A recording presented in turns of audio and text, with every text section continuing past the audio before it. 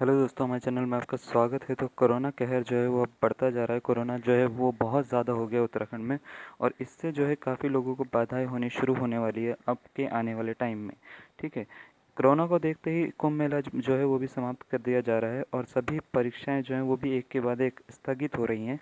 लेकिन कुछ परीक्षाएं हैं जिसका अभी तक कोई नोटिस नहीं आया ऑफिशियल कि ये स्थगित होगी या नहीं होगी। उनमें से एक सबसे बड़ी परीक्षा है एलटी की परीक्षा।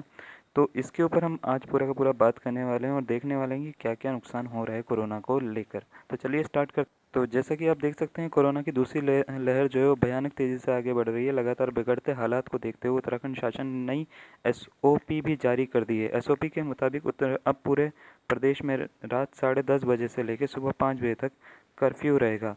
पहले ये नियम केवल राजधानी देहरादून के लिए लागू था, लेकिन संक्रमण की रोकथाम के लिए अब पूरे प्रदेश में नाइट कर्फ्यू लगा दिया गया है। इसके अलावा दूसरे कई दिशा निर्देश भी जारी किए गए हैं।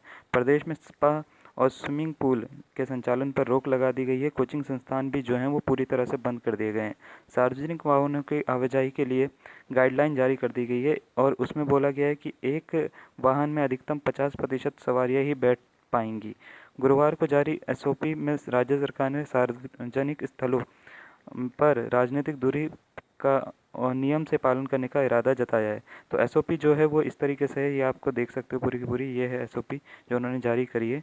इसमें क्या क्या चीज़ें जो हैं वो बताई गई हैं। समस्त धार्मिक स्थल और राजनीतिक स्थल और सामाजिक आयोजनों जैसे विवाह हो गया, इसमें 200 से अधिक जो हैं वो लोग नहीं आ पाएंगे। महाकुंभ मेला में ये जो एसओपी है वो कार्य नहीं करेगी, यानी महाकुंभ मेला जो है उसमें लोग जो हैं वो शामिल हो सकते हैं। इसी के साथ ही दूसरा अगर बोला गया है तो बोला गया है सार्वजनिक वाहन जैसे बस हो गया, विक्रम हो गया, ऑटो रिक्शा इत्यादि जितने भी होते हैं उसमें 50% यात्री क्षमता के साथ ही संचालित होंगे। यानी इसमें जो है 50% आदमी बैठ सकेंगे। जैसे मान लेते हैं 30 की सीट है तो 15 ही लोग उनको बैठाने हैं। ठीक है। समस्त सिनेमा हॉल, रेस्टोरेंट तथा बार जो भी हैं वो 50% ही संचालित होंगे। समस्त जिम जो हैं वो भी 50% क्षमता के साथ संचालित होंगे। समस्त जनपदों में कोचिंग संस्थान पूरी तरह से बंद रहेंगे, यानी किसी भी बच्चे को पढ़ने के जाने की ज़रूरत नहीं है। अभी पूरी तरह से जो है वो बंद कर दिया गया है कोचिंग जितनी भी हैं। स्विमिंग पूल और स्पा जो है वो पूरी तरह से बंद रहेंगे। कंटेनमेंट जोन जो है, माइक्रो कंटेनमेंट जोन जो है में उपरोक्त गतिविधियां क्रमांक 1 से 4 तक पूरी तरह से वर्जित रहेंगी। यानी जो कंटेनमेंट जोन है उनमें 1 से लेकर 4 तक जितनी भी गतिविधियां हैं ये सारी की सारी जो हैं वो पूरी की पूरी वर्जित रहेंगी। यानी कोई भी चीज़ खोल नहीं सकते हैं इनमें से। नाइट कर्फ्यू जो है उसके बारे में बताया गया है 10:30 बजे से लेकर सुबह 5 बजे तक होगा, जिसके बीच में व्यक्तियों की आवाजाही पूरी तरह से प्रतिबंधित होगी। इस दौरान निम्नलिखित गतिविधियों हेतु छूट प्रदान की जाएगी।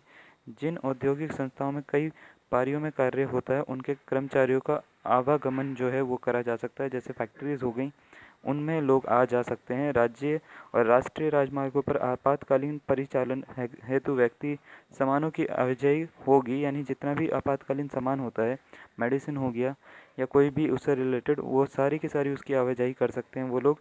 मालवाहक वाहनों की यात्रा और उतार चढ़ाव में कार्यरत व्यक्ति जो हैं वो भी अप डाउन कर सकते हैं।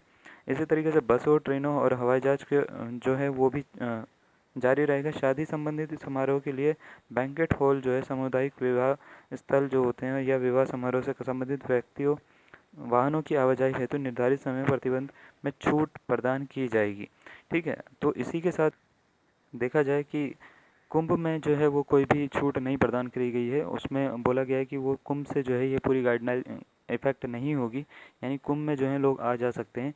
लेकिन वीरवार शाम श्री पंचायती अखाड़ा निरंजन ने स्पष्ट किया है कि इस समय हरिद्वार की स्थिति अच्छी नहीं है, कोरोना के मामले बढ़ते जा रहे हैं, इसलिए वे 17 अप्रैल को मेले का समापन कर देंगे।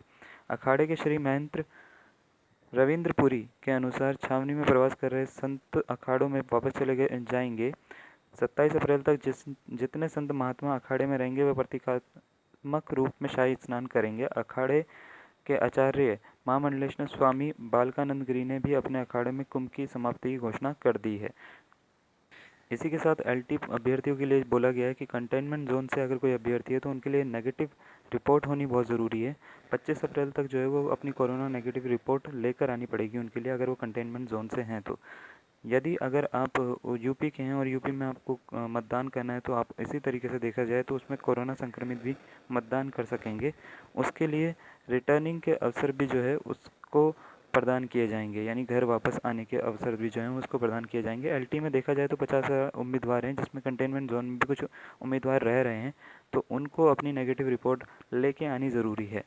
इसी के साथ देखा जाए तो पूरे भारत में कोरोना वायरस के केसेस जो हैं वो 1,42,91,917 हो चुके हैं, जिसमें डेथ की अगर हम बात करें तो 1,74,335 डेथ जो हैं वो कल तक पूरी हो चुकी हैं, यानी कल तक इतने लोग मर चुके हैं। आज का डाटा जो है वो अभी अपलोड होना बाकी है वेबसाइट्स पर। तो टोटल रिकवरी की बात करें तो 1,25,47,866 जो हैं वो रिकवर हो चुके हैं। तो आप ये देख सकते हो, ये बहुत बड़ा नंबर है इसके साथ में पूरा का पूरा।